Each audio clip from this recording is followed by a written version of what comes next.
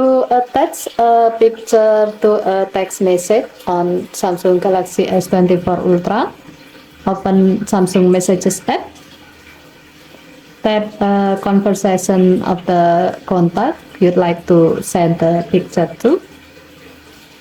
Tap the gallery icon next to the text entry field to view all your recent photos. Select the desired photos.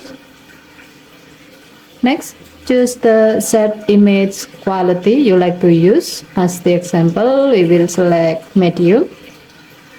As a note, if you want to always use this image quality each time you send a photo, you can check the radio button next to remember this choice so that you will not be asked again next time.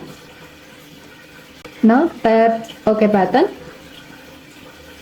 Write your message.